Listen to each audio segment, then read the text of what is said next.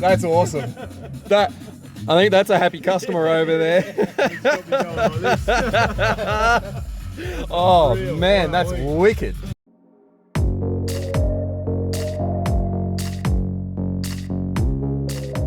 Jay back again for Wixwise Fat Audio, and we've got another RAM in. How about that? So this is now the third RAM video on my channel, but this one is going to be getting a Stinger Heigh10. I have not fitted one of these yet, so pretty excited to get one of these things out and get it in the dashboard and see what it does. But on top of that, we've got Alpine X-Type 6x9 fronts, Alpine X-Type 6.5 rears, we've got an Alpine X-Type A70 4-channel amp to go under the seat. We've got a box of Stinger Roadkill to then go onto the doors and shut them up a little bit. But other than that, I suppose we better start doing some stuff and have a look at this Heigh10. Woo! Right, let's get this baby out. So one of the big cool things about these Heigh10s is the fact that unlike any other head unit out there at the moment, these have optical out, which is quite nice. You know, if you wanted to actually do a nice audio system, that's the way to do it. This car, obviously we're not using it, but the fact that it's there is very cool. And I know Callum at AVDC has done a couple of tests on these, and they've got some really solid output from the RCAs too. Let's have a look. There's our main brains, which is actually one of the other cool things about these. It is a remotely mounted screen, so it actually just has a cable that runs separately to the screen itself. So the fact of that is they actually do extension cables, so you can mount this, I think up to 1 meter or 2 meters away from the actual unit itself, which is pretty bloody cool. So there we go. There's all our ports, HDMI, got our USB there as well, and of course our optical. Nice. Very nice. Lovely. All right, let's keep looking. Screen mounting bracket, a rubber dinger. Looks a bit like a robot condom. Anyway, and our screen. Oh, there she is. Pretty cool. Now, of course, we don't get Cirrus in Australia. Ooh, that's a nice volume knob too. It's got a bit more tension on it than what the Kenwood one does. That is actually a very nice volume knob. And as you can see, nice and simple. We've actually just got our main port on the back, and that's pretty much how it runs. So that's pretty cool. Nice. Put big handprints on it, you know, as you do. Beautiful. And a big box of goodies. There are link cables that'll link that screen back to the main brain box. So pretty cool. Actually is basically like a factory GM style USB port, which is funky, but that's cool. Other than that, pretty standard stuff. Microphone, RCAs, all the other plugs, standard wiring, some brackets, and an instruction manual. Awesome. So I guess better start getting some wiring done. Get this head unit sorted. Sweet. All right, we've seen me do this a few times, so I think I'll just bring the magic out. There you go. That's how it's done. All right, let's get the unit out.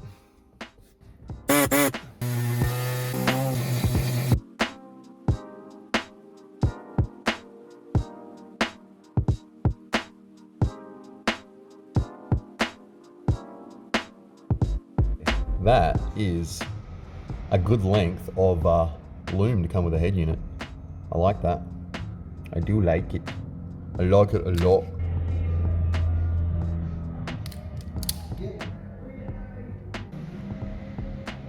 There it is, all mounted. Got that all worked out. Now mount on the back of the unit as well, which is like a slide spring lock.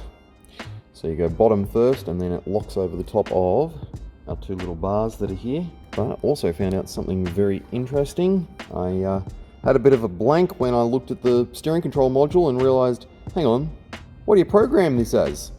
Stinger is not exactly a normal brand of unit that we would normally, do steering controls for. So I had to make a phone call and ask the question to Stinger, and of course, I got an answer.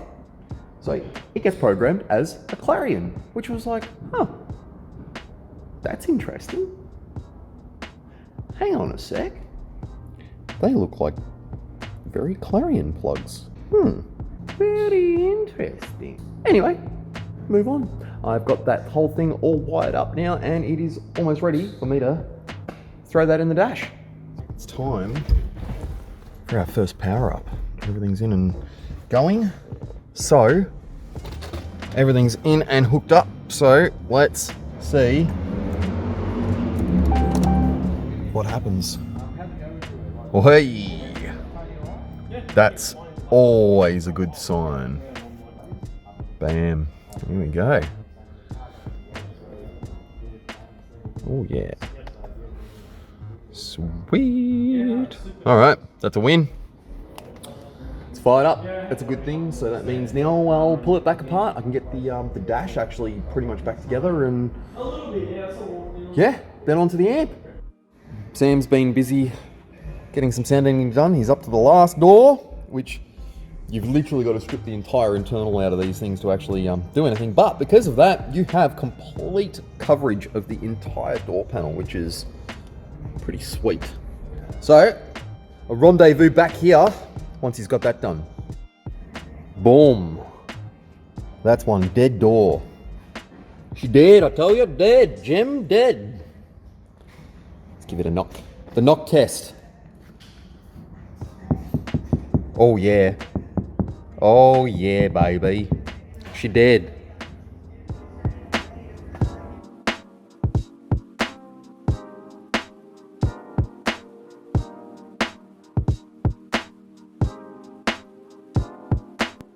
Okay, this is the first time I've ever seen a head unit that you can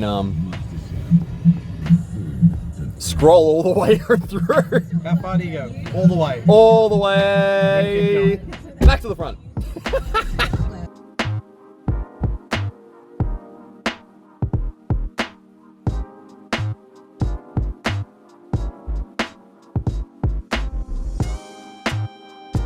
They must have had one of those on. $50 billion was spent. The pandemic really brought a lot of more consumers into the market, so we saw a 1.3 million increase in households shopping online. The touchscreen's nice. Yeah, it's actually got a good feel. The latest airport monitoring report shows the pandemic saw profits last financial year drop car parking revenue. Yes, it has 4 camera inputs. It's a lot of camera inputs. And you can set them all manually, then they're all triggered separately too. Yeah, there is an input also for rear camera audio, which is a new one. Yep, Stinger have got those cameras. Yep, Stinger have the cameras. They were Echo Master cameras, weren't they? When time correction heard... Oh, it does it on that as well! You go too far, it starts you from the bottom. So what's the factory EQ button? That's the... That's the settings. Yep. Nice. Awesome. Yeah, I'm just packing up his stuff. Now, I'm just going to put it out there. This thing absolutely slams. Like, freakishly slams.